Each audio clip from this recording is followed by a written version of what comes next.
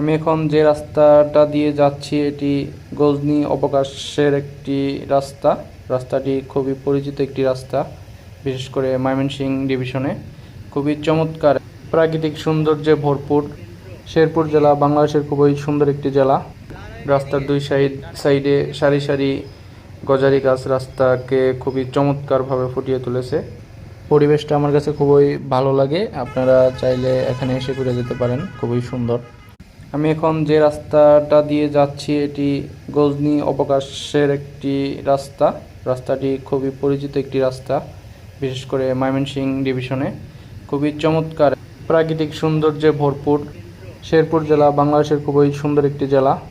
রাস্তার দুই সাইডে সারি সারি গজারি গাছ রাস্তাকে খুবই চমৎকারভাবে ফুটিয়ে তুলেছে।